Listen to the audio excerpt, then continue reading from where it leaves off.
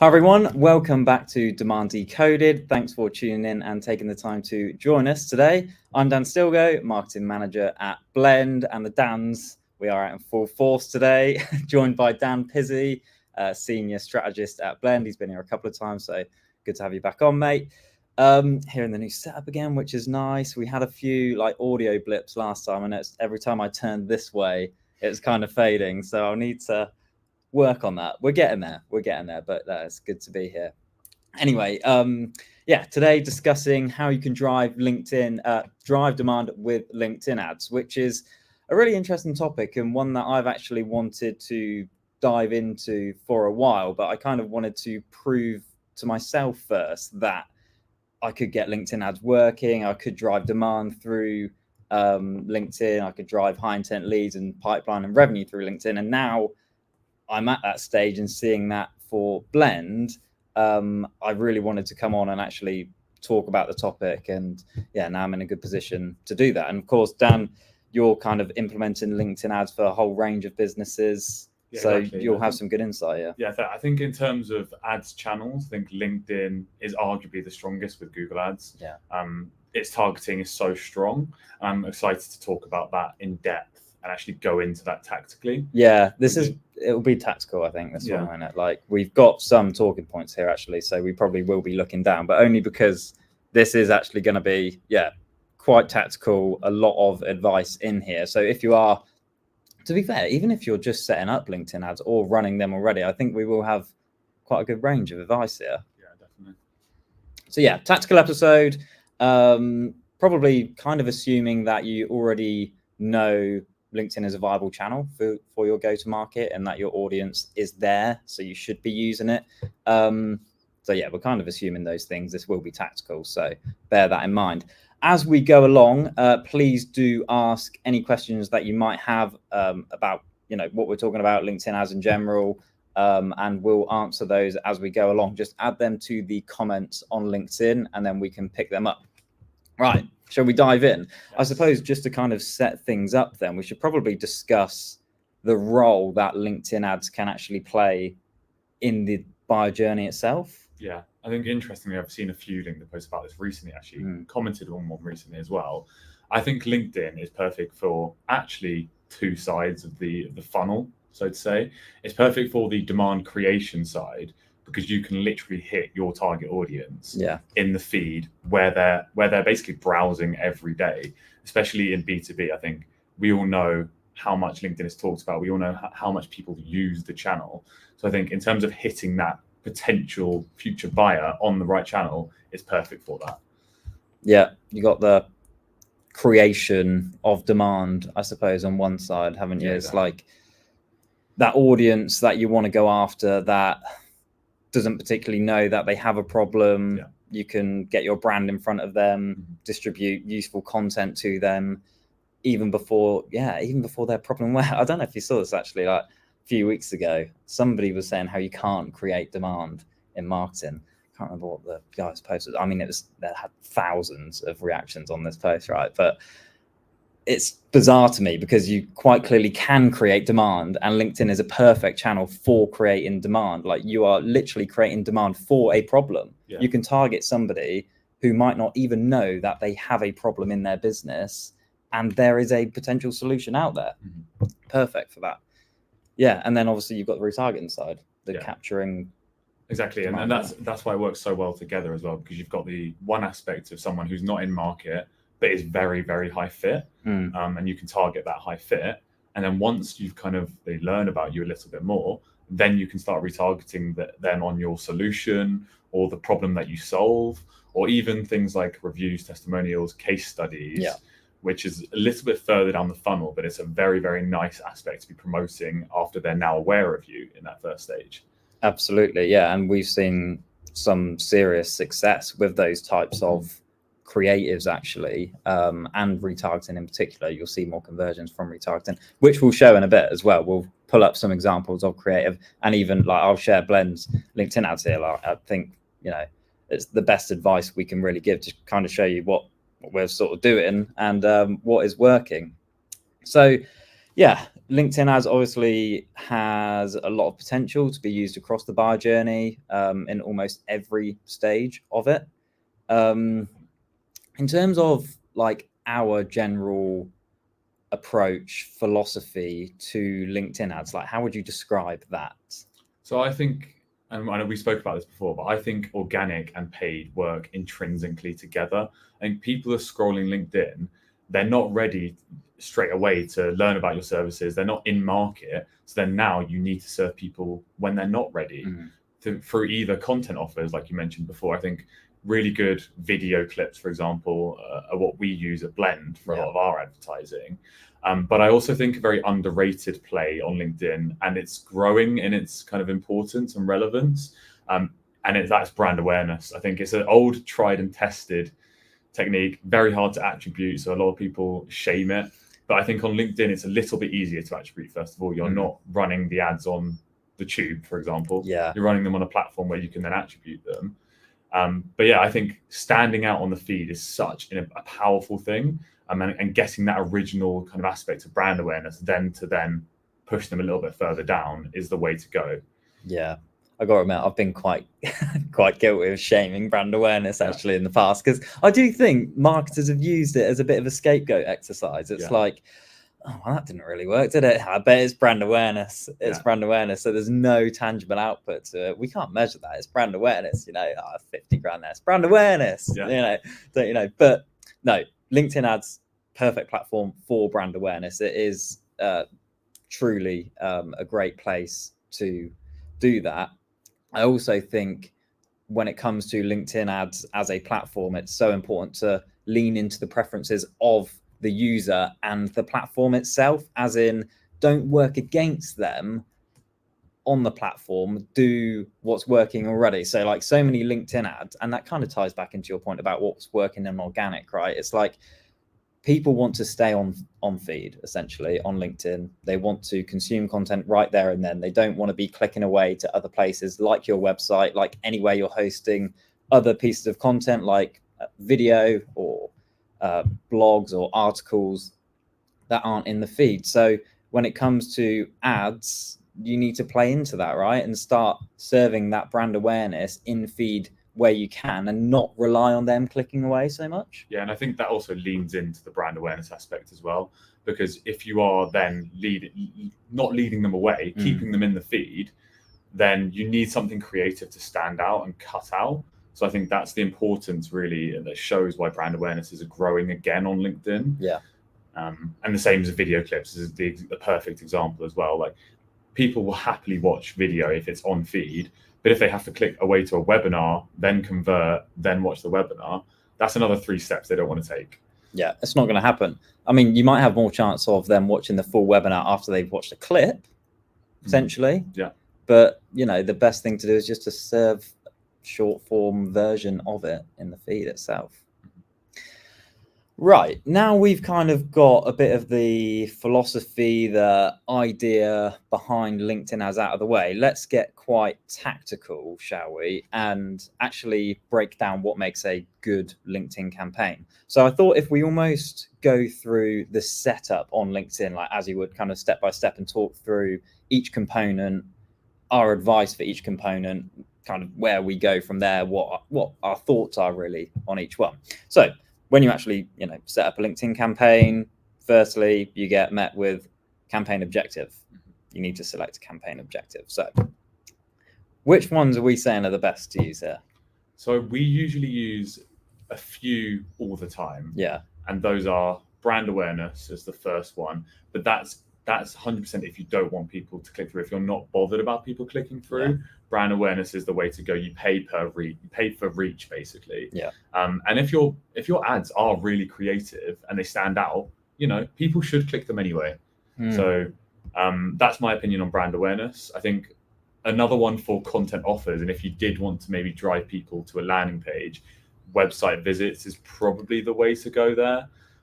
If you're promoting, for example, like a piece of first-party data that you've been capturing, I think maybe website visits is your go-to objective, or possibly engagement as well. I think they're relatively close to each other. Engagement is obviously more suited to the feed rather than a landing page. But I think in terms of content offers and brand awareness offers, those are the top 3 for me. Yeah, agree mainly. I'd probably throw video views in there, which I've tried in tandem with brand awareness. You get similar results from those, to be honest. My go-to is pretty much always brand awareness. Like, in most cases, I want my ads to be seen by as many people as possible, and they will click through, like, if they find your ad intriguing anyway. So brand awareness is kind of a good basis there. Website visits usually for retargeting ads. But a funny point on engagement is I ran some ads before on a low budget with the engagement objective, basically because I wanted all of the other things like the impressions, the reach, video views, clicks without paying for them. So not that many people will engage with a LinkedIn ad. A few do, to be fair. You do get some engagement, but not as many people will click that engagement button or comment or anything like that. It basically just engage with the ad in any way. And all engagement isn't good engagement sometimes. I think sometimes if you are sending an ad to someone multiple times, which LinkedIn does because of the way advertising works, people get annoyed. They might give you a bit of a negative comment on there, which is not a good engagement. Yeah, but it was an interesting way of almost making the most of LinkedIn ads on a small budget, because you get all the good things because you're not getting much engagement anyway. You're not paying for those LinkedIn ads in a sense, because you're not paying for that objective. You're just getting clicks, you're getting impressions and not paying for them. So if you've got a low budget, I would consider looking at engagement as an objective. If you've tried brand awareness, if you've tried website visits, video views, and you're not getting good enough ROI from your budget, like you're not able to stretch it far enough, give engagement a go, because you might get better ROI. Thought leader ads. Yeah, so the one we haven't included, but we have seen from data that it's possibly the top performing ad type. Now, it can be hard to buy people into thought leadership. It's essentially done through individual profiles rather than company profiles, but you sponsor those individual profiles through your company page. They are proven to have a lot higher reach. We spoke about this again, and we probably think it's the way B2B is going, especially on LinkedIn. It is leaning into individuals more than companies. And people trust people more than companies. Maybe it's something to do with AI, possibly. There's a few different factors, but if you can buy people into thought leadership, that is probably the way to go. Replacing your video ads possibly with thought leader video ads. Yeah, it does require you to have that kind of content creator, or at least publisher, that person on LinkedIn who's already posting. Am I right in thinking you still can't set up a campaign yet, can you, with thought leader ads in? You have to go through and sponsor them separately, almost like a boost. So they already need to be posting on LinkedIn, and if they're not, you're going to struggle, basically. So it kind of needs to almost follow a thought leadership mentality that you already have on LinkedIn. You need an opinion leader in your business really to be running those ads. But if you do, then I think they're very viable, and you should definitely test them if you have that kind of opinion leader in the business. Yeah, I know Justin Rowe at Impactable is swearing by thought leader ads at the moment, and I'm seeing a lot of his thought leader ads actually on LinkedIn. I think just B2B buyers now have been burnt by so many brands in the past, and almost understand that vendors are sometimes not trying to manipulate, but let's face it, really biased in their views, that they are just trusting people more. And although it's being sponsored by a company, that is actually, it's quite a small detail visually in the ad. It really, does just look like somebody posting on the feed. Okay, so what we saying to try: brand awareness, website visits, engagement, video views, thought leader ads. And really it does require some trial and error. Some objectives work better for your audience, for example. If you're running a lot of ads to a small audience, then maybe you want to test different objectives. Maybe you don't want to run brand awareness because you don't want to keep growing that reach, for example. Okay, so what about what not to use? What objectives are we saying just avoid? I think probably won't come as a surprise for Blend, but we wouldn't recommend lead gen ads. I think it subscribes to the old school mindset of gated versus ungated content. And as Dan's mentioned already in this podcast, we've spoken about how buyers don't want to leave LinkedIn, let alone fill in a form on LinkedIn. Well, your interesting point that I quite liked when we spoke about this the other day was the whole email side of it as well. Yeah, so we have actually tested this in the past for multiple clients. And although it seems like you would get great detail from LinkedIn, you can get their job title, for example, you can get their job role, which you can't normally get from a normal form because no one wants to fill in their job title for a gated piece of content. What you don't get on LinkedIn is the company email a lot of times, because someone's LinkedIn profile won't be tied to their company. It'll be tied to their personal email. So you're missing out on key data. If you did want to market to that person after in B2B, you're missing their company email. People especially don't like being marketed to their personal email, let alone their company email. Yeah, and it's kind of a waste of time in most places. And like you say, people don't like it. They're not going to engage with it. Yeah. It's kind of almost an even worse invasion of privacy. I'm really not a fan of LinkedIn lead gen campaigns. I mean, if you just look at the conversion rate of the leads that you're getting through on those campaigns and track that all the way through to pipeline and revenue, it will be absolutely abysmal, and in most cases 0%.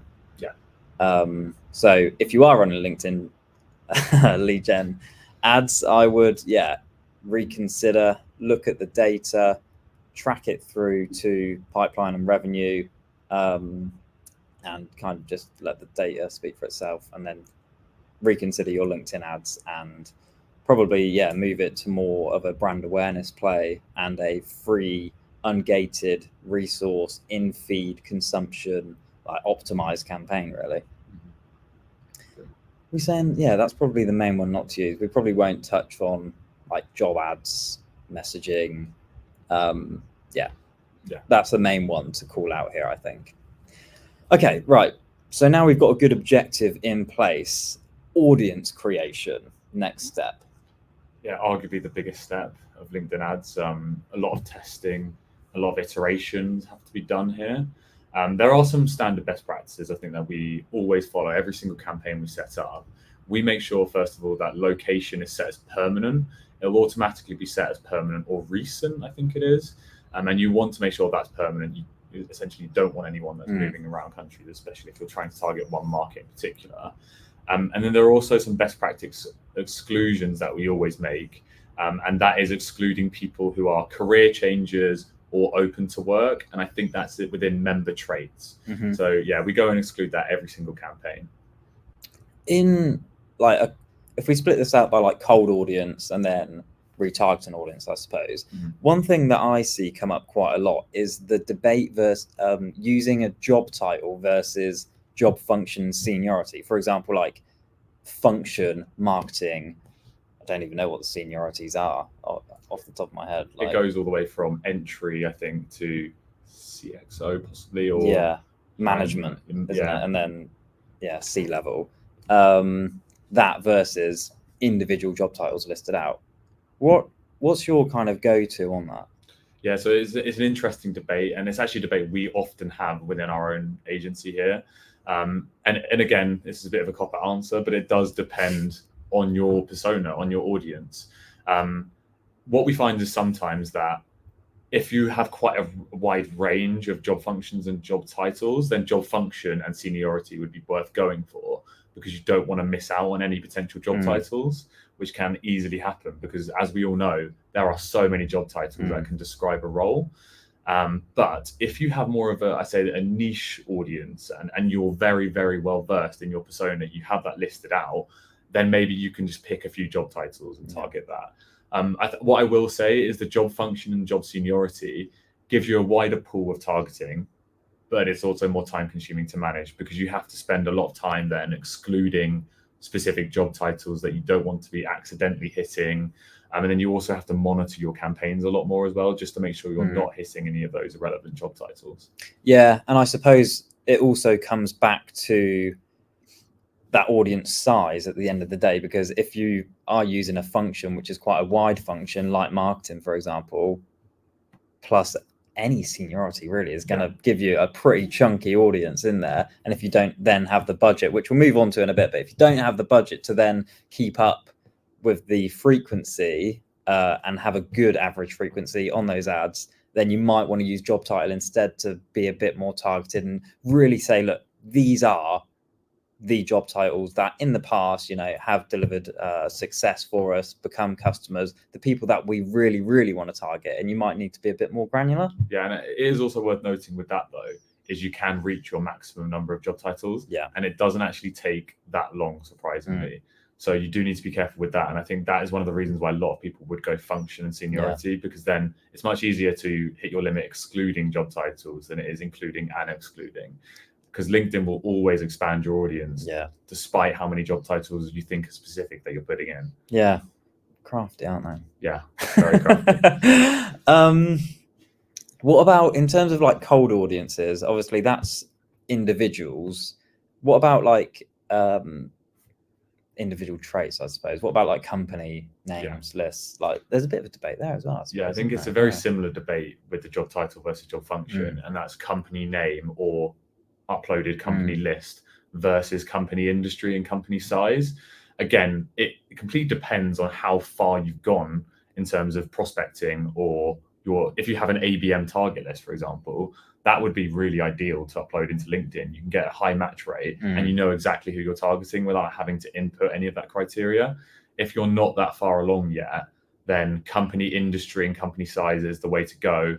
But you have to make sure you're then excluding some of the companies that are coming up that you don't want to target. Obviously, exclude yourselves, exclude any partners or customers or anything like that. But you have to work very hard to exclude some of the companies that still come up, because like you mentioned with function, company industry can be the same. It's very interesting. If you go through your customer list sometimes and you just look at their LinkedIn profiles, they'll all be separate industries from each other, even though you think they're actually in the same company industry, because the way people input themselves is different to what you think it's going to be. Yeah, it's funny, isn't it? LinkedIn does spool up some. Well, it's not even random, I suppose, because it is what people are kind of setting on their profile. But what about like other traits? I know I have experimented with skills-based audiences. Well, not kind of supplementing the other types, mainly like job title and job function, with skills, with groups. And I have seen some success, particularly with groups. But I think I probably ran that for 3 months maybe, and then turned it off. It was an event campaign and it did see some success, but I haven't done group-based targeting since, because I just think people are using groups less and less on LinkedIn. They're not as visible as they used to be.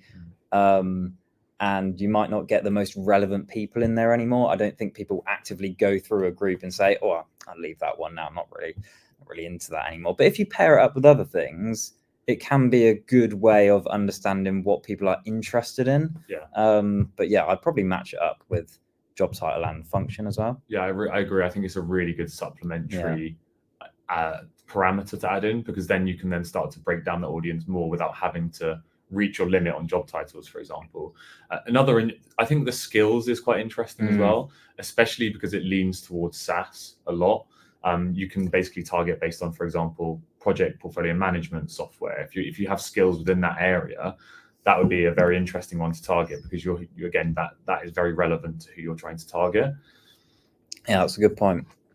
Anything else on building LinkedIn, cold LinkedIn, or just? I think the main thing is making sure you build your audience properly and exclude your audience properly before you run the campaign, which a lot of people genuinely miss. I missed that for a long time doing LinkedIn.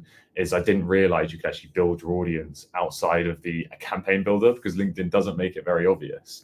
So if you build your audience before and you work as hard as possible to do that, it means a lot less management, a lot less budget wasted at the start of a campaign. Yeah, it's a good point. And when it comes to exclusions, obviously, if you can do it up front, brilliant. But you will need to learn as you go, evolve, look at the demographics in your campaigns, look at the job titles, the job functions, everything that it's targeting.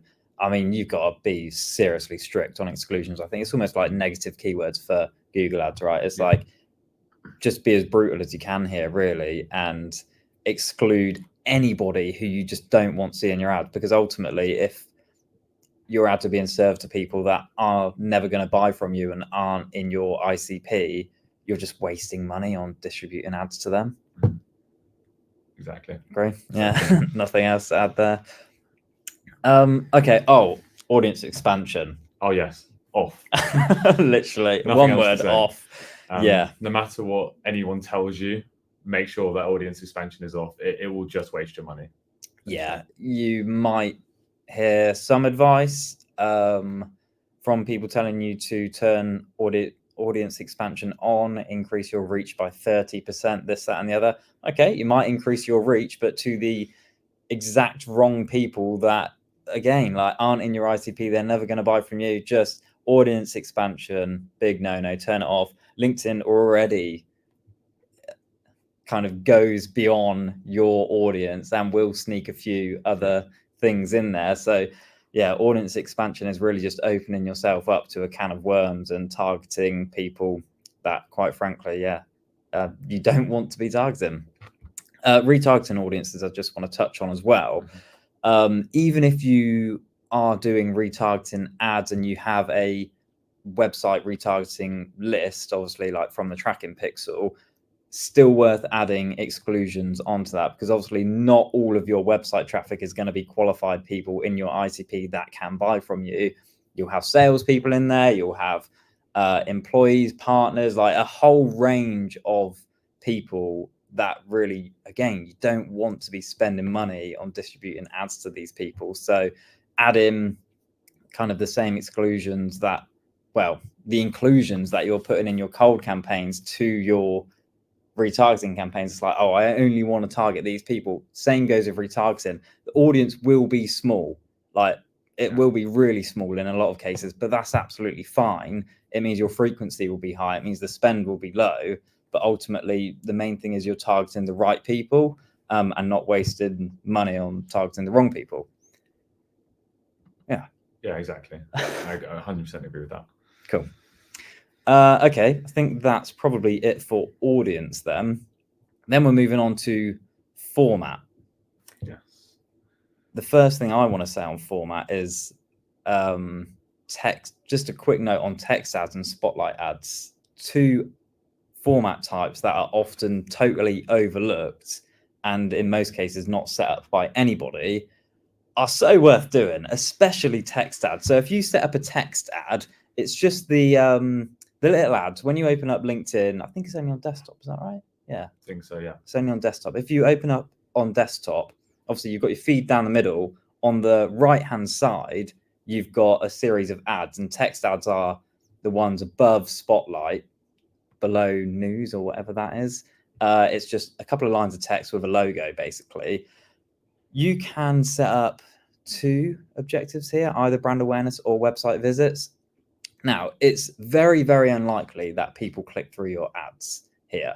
I think we might get like 10 people click through a month, which when you look at the thousands and thousands of impressions they get is pretty ridiculous. Like people aren't seeing them. However, because we're paying per click, we're not paying for all those impressions. So like when it comes to website retargeting in particular, I think as well, like having text ads set up is really perfect, because you can just retarget those people that have already seen your business, seen your website, with your logo in front of them, in most cases for nothing, or very, very little. They will still see your logo in the feed. If they do, that's great. And if they don't, okay, that's fine. You're not paying for it. So it's a win-win in my eyes. Yeah, it sounds like you're never going to lose with that. So yeah, you might as well just go for it. Spotlight ads, similar, a bit more expensive, and do get clicked on more. They're a bit more prominent on the desktop itself. So experiment, you might see similar results to text ads. So yeah, worth looking into. I turned ours off just because I wanted to invest that in other places, but it's still, I'll do it again, basically. And can you build retargeting off of those two formats? I'm not too sure. Not sure on that. I don't think so. Don't think so off the top of my head. No. And that would be based on a click, I suppose. Yeah, anyway, so it the audience size probably wouldn't be big enough to warrant the retargeting off the back of it. But main ones, I suppose, when it comes to formats. Yeah, I think main ones won't be surprising. Single image, which is probably what you see most of the time on LinkedIn as you're scrolling. It's also worth noting that within single image, there's 3 different formats, which is square, vertical, and horizontal. Might be wrong. But yeah, we would normally recommend square or vertical because those work well on mobile. And we know that a lot of people use LinkedIn on their mobile. So we would normally recommend square or vertical. There's also obviously carousel, which we had a chat about before. And I personally don't like carousel. The only purpose for me is it's storytelling, but I think video is much better for storytelling. Otherwise, I think it's just creating needless clicks for the sake of it, and a lot of people will not scroll through to an end of the carousel. So I think you get much better performance, reach, and you get to actually showcase your message better with a single image. I think it's a bit of a waste of time, to be honest, the carousel. Yeah, you also made the point that because they're having to click then so much through the carousel, they've exhausted their clickiness. Yeah, exactly. They're out of clicks, so it's unlikely that they'll then click through to whatever your offer is off the back of that carousel. So you're almost just creating more friction for somebody to then click through on your ad. It's much better to create that story if you can in a single image, because you're more likely going to get a click. And to be honest, I think it's disappointing because carousels do look really nice and they're really creative ads to have on your feed, but they just don't seem to perform as better as single image, unfortunately. Yeah, definitely seen the most success with single image and video, of course. But video, I suppose there's a few different types of video. Like when it comes to cold campaigns, short form video, educational video, probably the best to use. Retargeting ads, I mean, you can still, like, we still run some educational based retargeting ads, but it's kind of more about our offer and service, what makes our service good and different, and you know, kind of why they should click back and come back to our website. But then you've also got like work. I suppose if you're in SaaS, you might, well, any company really, you might have like process animations and videos about manufacturing and all of these different kinds of videos, all viable to use at different stages with different audiences. But again, just, well, this is actually only in feed anyway, isn't it? So no real comment on that. Yeah, big fan of video ads. I think we're going to see more of them in the feed. People are more and more used to consuming video now as well. Like it's become one of, if not the go-to medium for all kind of content consumption. So I think it's also worth noting it within the video as well. I think a lot of people think that video has to be professionally produced, whereas actually a lot of the time, the better performing ads and the better performing even organic LinkedIn video posts are ones that seem more organic and seem natural rather than these like highly produced movies almost. Yeah, it's almost like the advice seems more authentic if the video is like, if you're shot like a green screen effect on TikTok or whatever with just a bit of advice. It's like, oh yeah, they know what, they're not trying to like manipulate my thoughts or anything. They're not trying to sell me anything. This is just an honest person giving me some advice. Yeah, it's a good point. It's a good point. And then you got document ads. I haven't actually used them. Not got the most experience with them. From what I've seen, they are quite a lot of the time used with the lead gen objective, or they're promoting white paper content or long form content. So I guess they do have a kind of a niche use case of promoting that content, but they're definitely geared more towards the lead generation side than demand generation side, in my opinion. And I would much prefer promoting a content piece with a single image that has a eye-catching stat or something like that. I think that works better as a hook rather than just plopping down your white paper onto LinkedIn and letting people read it. Yeah, like PDFs almost go hand in hand with lead gen, don't they? So when I do see document ads, it is generally locked, needs to be ungated.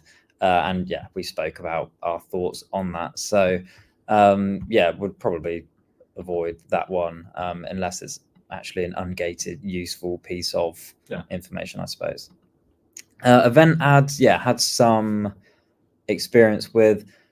I think it can work. It has worked for us in the past. I think, we might have generated like 400 event attendees, I suppose LinkedIn call them. The only caveat I would add here is obviously that is promoting an event that's listed on LinkedIn itself. And you can have multiple types of events on LinkedIn, either in the platform, like a LinkedIn Live, an audio event, or you can actually have a offline event, but also add it onto LinkedIn. But then when you register, you then have to click the link and then register offline as well. It's a really weird and awful UX that I don't think gets great results. So if you are running or want to run LinkedIn event-based ads, make sure that your event is actually like this, a LinkedIn Live hosted on LinkedIn itself, because then the event ad will be in the feed. You can just scroll down and literally hit attend in the feed, and they will be there, like registered on LinkedIn in the feed. But if you're trying to promote a offline event, whether it be a webinar just not hosted on LinkedIn or an in-person event, I'll probably just stick to single image and run the ads that way, because the event ads are just then creating more clicks than are necessary to actually get a registration. So that would be my advice there. Solid advice. Boosts are an interesting thing on LinkedIn, aren't they? Yeah, I guess, are they a format? Are they? Well, I suppose they're not creative? A format, but we needed to put them somewhere. I think, in terms of ad format, I think if you haven't trialed boosting before and you don't have a big budget for LinkedIn ads. Just what is boosting a sec, just for people? Yeah. So essentially, it's the closest type of organic. Essentially, you take your organic post that you've posted on LinkedIn, and you can then put some budget behind it and boost it to an audience of your choosing. You can basically take one of your saved audiences that you might have created before and then use that for this paid boost. I think I really like them personally. I mean, there's some debate to be had about how good they are compared to actual campaigns. But again, like I said, I think if you don't have much budget and you don't have a lot to be spending on creative copy or time to be spending on these kind of things, it works so well because you don't have to make any extra effort. You've already posted that organically anyway. And obviously, if you have a social posting strategy, it works so well together. You only have a few objectives. I think there's only brand awareness, ad engagement, I think possibly website visits, and also lead gen as well, which they've recently added to that. But yeah, I think it's a very viable alternative, again, if you just don't have the time to create a whole campaign. And I think it works really well within your organic strategy, because a lot of the time you'll very much struggle to get the right kinds of people seeing your posts. Yeah. If you ever go to your follower demographics, a lot of the time it will be salespeople or recruiters or people like that. And if you are running paid boosts and you sit naturally in the feed now, but as a paid ad, then people are clicking you. They want to find out more about you, and you are growing your kind of relevant following. Yeah. Good point. For that reason, worth trialing. Yeah, good point. Katie, well, Katie's just said, great content. Really wish you were screen sharing or had slides or some supporting visuals. Well, we are going to share some creative examples. Shall we just move on to that now? Yeah. Go back to the other, just to give the hit of screen sharing, the hit of creativeness. So in our campaign setup now, I suppose we were going to go on to placement and budget, but now we've just spoken about format, it actually kind of does make sense to talk about the creative on those formats, I think. So let's dive into that now. We've got a few examples here. I wasn't very prepared here, so I need to now share my screen. But we've got some examples of different ad types that we've run for clients and ourselves. So the first ones I'm going to bring up are a brand awareness. Well, I'll let you talk through this actually. So yeah, we've got the Bank BI ads up here. Yeah, so essentially these ads are, like Dan mentioned, very much brand awareness. They don't really look like your traditional B2B style ads. If you ever run your own ads, we've tried to go as far as possible into the B2C realm without actually going all the way in. What we've essentially done here is we've taken all of their key kind of core proposition and messaging points, And this is targeting specifically US credit unions. We've taken all of their key proposition points for US credit unions, and we've brainstormed all of them out and decided what are the best way we can be creative, but also sticking with the messaging and also sticking with the brand. So you'll notice that in every single one of these ads here, they are quite controversial, some of them maybe, but they have their brand in there and they have a clear kind of hook that will bring in some of these credit unions and kind of talking about their pain points and woes. I think, for example, credit unions often struggle to manage their member relationships or at least service them properly. So we've gone into that and we said, do you struggle managing your manager relationships, or are you playing guess who? This is how your software then helps you within the copy. And that is one of the top performing ads that we're running here. I think another good example is the time crunch one, which a lot of finance people struggle with at the end of the month, manually doing on spreadsheets, because it's a month thing. If you make one mistake, then your whole of your month of reporting is done. Whereas Bank BI does it automatically for you without having to spend your whole Friday of the last day of the month on it, basically. So yeah, we've tried to lean into all of the core proposition points and the pain points of credit unions. But what we found is this kind of advertising helps make you stand out on the feed, and then it gives you that first memory of Bank BI that can then serve you a little bit later. I think, as an example, we've now backed these ads up with content offers. So we're now running video ads for them as well. And that's essentially of a webinar that they're doing for credit unions. And we're also running retargeting ads off the back of these that are promoting credit union case studies that they've worked on as well. So yeah, we've essentially run 3 layers at the same time, but use this as the original layer. Yeah, I really like this night and day one. It's a well-known phrase. Yeah. Visually, immediately I can understand what that's telling me. Like, because the well-known phrase is, the difference is night and day. And like here, you can visually see, oh, that's a spreadsheet. That's much better software. I think that's what we try to play on as well. We try to play on almost the comparison between using something like Excel versus using something that's automated like Bank BI. Now, we couldn't come out and we couldn't say Excel straight away on here, but we tried to make it look as close to Excel as possible. But we've also tried to use that kind of comparison piece, and you'll see that for the 3 ads in the middle here. We tried to show this versus Bank BI for all of those. Yeah. And I think people like that kind of comparison. They like to know what they had now and what they're getting with your software. They're quite like playful almost, aren't they? Yeah, I agree. I think that's what we try to do. I think a lot of the time you see B2B ads and it's a bit boring, to be honest. Yeah. So we very much try to lean into the creative side of B2C ads, but not taking it too far. We've still tried to make sure that we're on brand and on message. Yeah. Yeah. It's really great. I like this one, like the crystal ball almost.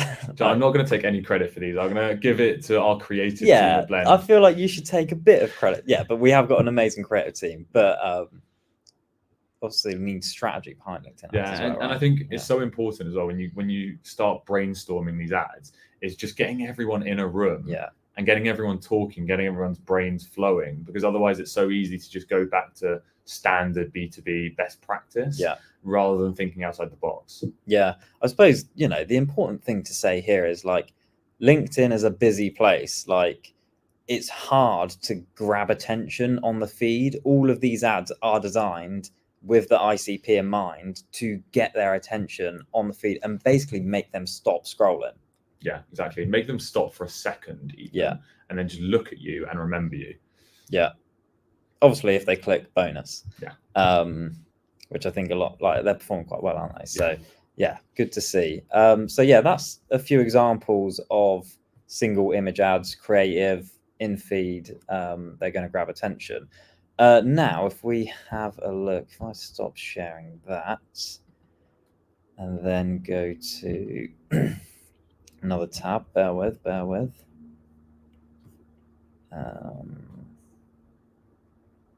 Campaigns. That should be that tab. Yeah, okay, right. So now we're in the Blend LinkedIn account. I just thought, why not? Let's whack it all up. And basically, I want to show some other image ads and types of ads that we're running that are performing quite well at the moment in terms of creative. So I think this is the last 90 days. What we're seeing a lot, and I've seen other B2B companies doing this as well. I see Cognizant running this style of ad quite a lot. I think Gong, another one, are basically using screenshots as ads, and it almost seems to work because it's so authentic. I don't know if it's a little bit sly, almost, potentially, in that they might not realize that they're clicking away from LinkedIn when they click these ads. But I think as long as what you offer on that page is similar enough to the content on there, like in this example, basically, this is a customer of ours, Emma Daytel, really happy with the brand work we did, basically. So shared our post on LinkedIn, which is really great, really nice of her, said a lot of kind words.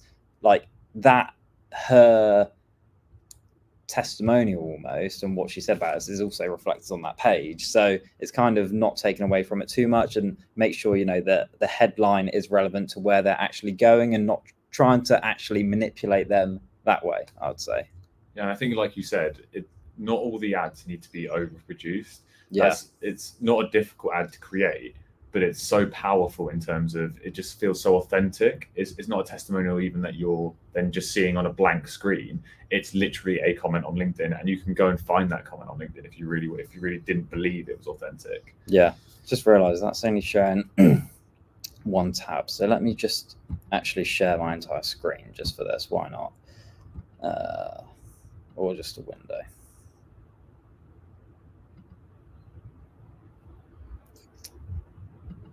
Actually, let me just open up the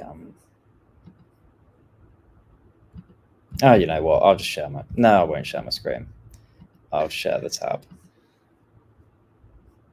which is there. There we go.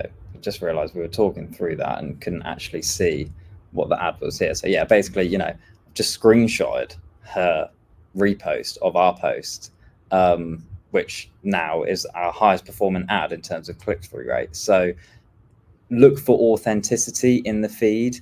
Like if I had created an ad here using Emma's words here, but put it into a fancy graphic with quotation marks and a lovely background, and it's looking all fancy and beautiful and on brand, it wouldn't have delivered the same results because it looks so inauthentic and fake. Quite frankly, the best performing testimonial based ads will literally be screenshots from places where they are publicly visible. Hands down. So yeah, give that a go. Let me just bring back up. Cool, I'm all over the place here, jumping from one place to the other. Let's just have a look at some others. So if we've got any to show here. So other performing ads these are quite creative ones, to be fair. We've got some examples of HubSpot websites. We've got some examples of work. These all perform well. This one tends to do quite well, which is just visibly showing results, essentially. Kind of catches attention, like, oh yeah, I could do with some results like that. So yeah, that's some image ads. This is retargeting in particular. Yeah, the testimonial ones though with a screenshot are definitely worth trying out, I would say. If we go back to retargeting, actually, if we go to cold and into our video ads, so basically our video feed is just clips of mainly our other podcast, Websites Decoded, because that's our kind of core message and our go-to-market strategy is for websites. But yeah, we've just got like clips of Phil and Jasmine, other people from Blend, basically giving advice about websites, why sliders are bad, tips for improving discoverability. These are all just kind of like 1 to 2 minute clips that are basically aiming to capture people's attention for that duration. So then we retarget based off of those views. So these are in your feed. I watched this ad for 75% or more of this video for 75% or more of it. Then we retarget based off of that because they've shown kind of some interest in our content. They might want to see more. Yeah. Cool. Yeah. So anything else to say? No, I think another point is if you did want to see any creative B2B ads, I think I'll give a shout out to adfolio.design. It's a great website. It basically runs through a breakdown of the best B2B ads, whether it's retargeting ads, whether it's content offers, whether it's brand awareness style ads. It's definitely worth having a look at and checking out. Yeah, for sure. For sure.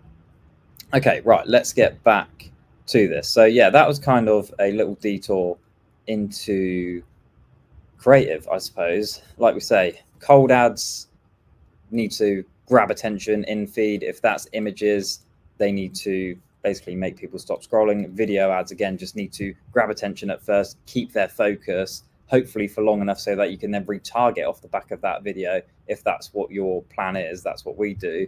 And then retargeting, look for authenticity, I would say. Sometimes over creativity. Like authenticity is what people are going to trust, and that's probably more important when it comes to retargeting.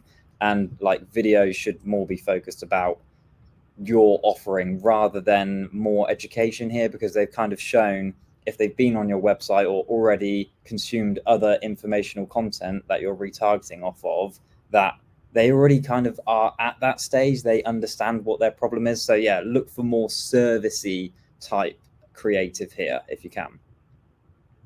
All right, we should probably speed things up here a little bit. But quick points on ad placement. Yeah, I think we both agree that we should probably turn off the LinkedIn Audience Network. Yeah, we have actually trialed it before with some of our clients. We thought it might be a good play for brand awareness, but the issue is you can't control really where you get placed on. Yeah, meaning that you get placed in some really spammy places, and it isn't worth going for, in my opinion. Yeah, couldn't agree more. Basically, keep it off.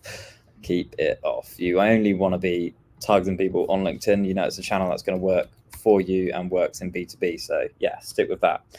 Budget. Yeah, we might want to spend a few minutes on this, because I think one question to ask, the main one that people often ask is, well, how much should I be spending on LinkedIn ads? Yeah, and it's going to be another answer that's very similar. It completely depends on your size of audience and how competitive you are. So we normally actually split it up for our clients within like 5 brackets. We start from under 15,000 and then move up to, I think, over 80,000 or something like that.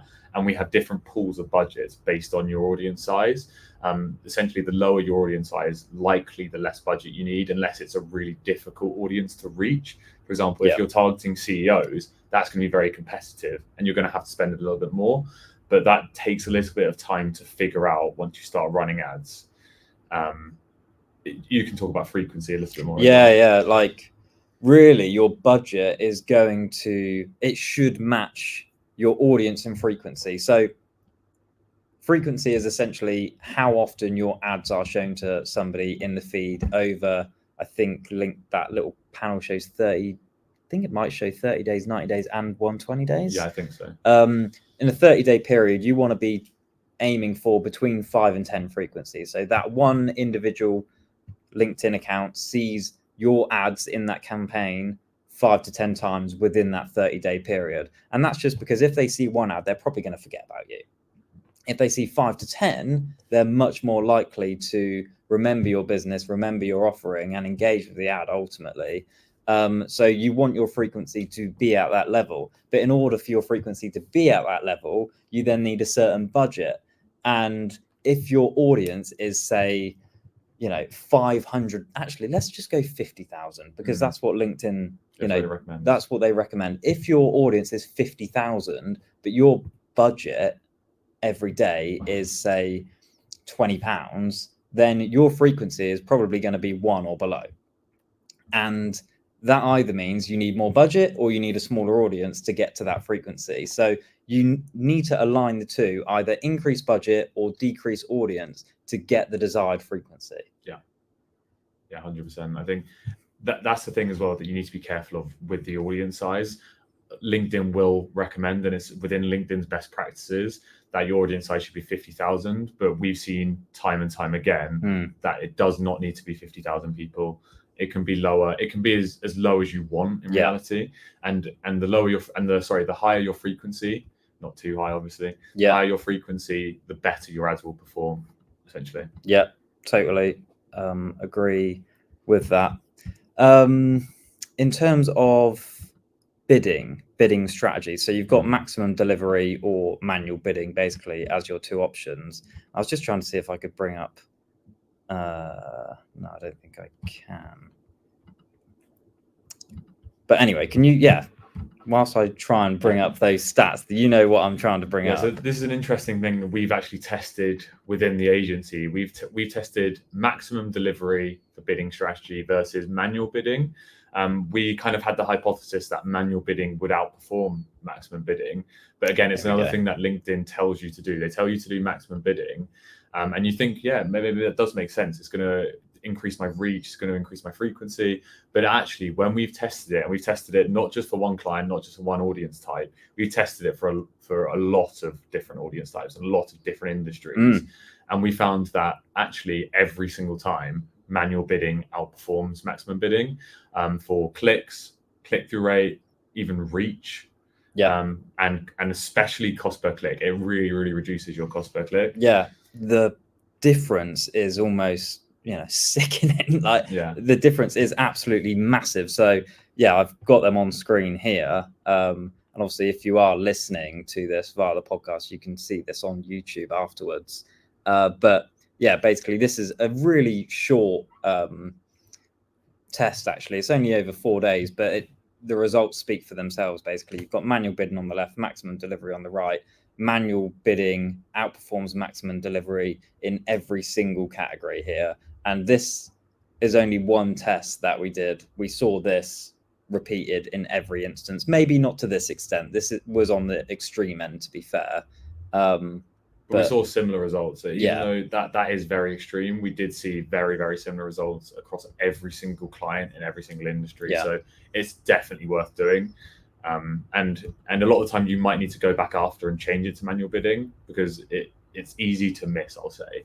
And then it's also worth noting on manual bidding, it's worth checking in every few days just to make sure your manual bidding's in the right kind of cost area. It does give you recommendations, which I think are usually quite good. Cool, agree with that. Try out manual bidding basically over maximum delivery. In terms of conversion tracking, so what I would say here is a lot of people miss this step because they've got HubSpot or another attribution tool in place, which is obviously fantastic at attribution if somebody clicks through from the ad. But what it won't measure is if somebody just views your ad. It won't measure those view-through conversions. It only measures those click-through conversions. So definitely set up LinkedIn conversion tracking. The easiest thing to do is just to set up a thank you page or something, because most people in ads will be looking for some sort of demo conversion or a high intent conversion on their website from a form that you can then redirect people to do. So set that up. So then you can essentially see somebody just saw my ad in the feed, then a couple of days later then went on to submit that high intent form on my website.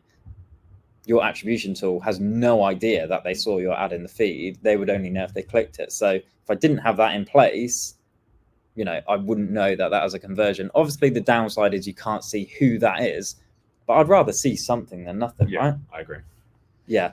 Shout out to Justin Rowe, probably on conversion tracking content and information out there. He's got some really good videos on YouTube of how to set that up and advice on conversion tracking, so I'll check those out if you are looking to set it up. And then I suppose the last thing to talk about really is the monitoring, continuous monitoring and measurement of campaigns, and any advice on that. So I think we might go back on our own word here a little bit, but I think LinkedIn is a hard platform to attribute and track, but there are ways that you can try at least to do it. Like Dan just mentioned, I think setting up your conversion tracking, no matter what, I think is important, because that is one of the main metrics you'll be looking out for on LinkedIn. And it's not one of the vanity metrics that often get seen on LinkedIn as well. Because I think a lot of people are talking about impressions, engagement, clicks, which are all viable, especially for some of the objectives. But again, they're not really the metrics that are going to be leading to pipeline, for example. And then I think another thing worth noting is, you've probably seen us speak about this before, but this is where self-attribution is so important, because sometimes it is literally impossible to track LinkedIn. Someone might click your LinkedIn profile, maybe then follow you, maybe then they'll see your content for a couple of months, and then that builds the trust and that builds the authority, and then they come back and then convert. But you would have never ever seen that. That would never be attributed back to social unless you've got self-attribution running and they tell you themselves they've seen you on LinkedIn. Yeah, and we see that monthly, weekly, even, like people coming to us, as far as we're aware, and attribution tells us they found us through direct or organic. Little did you know they actually just saw you on LinkedIn, and then we'll tell you that in self-reported attribution. The only other things I would mention here: keep a close eye on frequency. You want to keep that in the 5 to 10, 30-day window, just to ensure your ads are working effectively and that your ICP are seeing your ads in a good window there. And obviously continuous monitoring of those demographics and your audience to pump in those exclusions, basically. Like, how often should people be looking in LinkedIn ads? I think in terms of your exclusion management, your bidding and budget and frequency, it's probably worth checking on a weekly basis. Obviously, it depends on the audience size. It depends how much you've been able to actually work on the audience before as well. Maybe if you haven't had the chance to do a lot of exclusions, then you might want to check on a daily basis to start off with.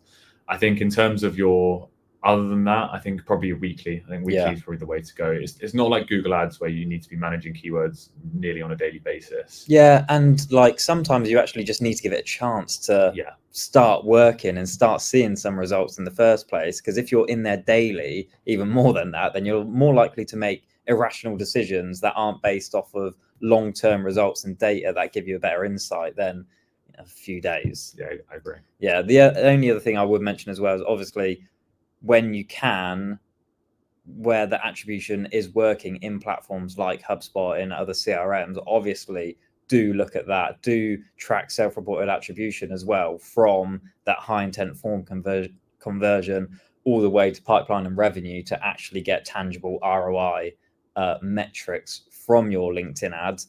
Otherwise, you might fall into the trap of relying on the platform's vanity metrics, which aren't really telling the full story. Again, they do have a part to play in optimizing your ads, but might not necessarily be the best way to measure the ROI from them. Yeah, and I think also when you're talking about self-attribution, you can almost group organic and paid social together because they work in tandem and they work. So, for example, someone will click on your ad to your profile, then view your organic posts. There's no reason really you should be splitting them. I think at a self-attribution level, I think you could probably work on them together. Agree, and that's what we do. It's just a bucket called LinkedIn, basically. Exactly. If you wanted to dive in more to it, people will often give you more context than that, actually, and say, I saw so-and-so's post in the feed, or I saw this ad even. They might go that far. So you've got the contextual data there from the property, the qualitative insights, if you will, that you can dive into if you want. But yeah, I think you're right. Basically, if you're using LinkedIn ads like we've described it, in a more brand awareness, demand creation, in-feed way, I've lost my trail of thought there. Then you just track it for self-attribution and see all the great results come in. You saved me there. I think it's time to wrap up, isn't it? Yeah, let's wrap up. That is the end anyway. Monitoring, measurement. Probably one of the most important things, actually, after you've launched the campaign. Don't just launch it and leave it to die. You really need to be on top of the demographics, the exclusions, the bidding management, the evolution of creative. It goes on. So continue to look at that weekly, basically. Right. Had enough. I think we've covered most of it. I think if there are any questions, give it to us. But I think we've covered quite detailed tactically and even strategically at the start as well. Probably quite one of the more tactical episodes, if not the most tactical episode we've been through. So hopefully you enjoyed that. Let's wrap it up there, and be sure to follow the Blend LinkedIn page if you want to join any of the future events live. But of course, you can watch any previous episodes on YouTube or listen on Spotify, Apple Podcasts. just search for Demand Decoded and we'll be there. So yeah, thanks for tuning in, and we will catch you next time. Bye everyone.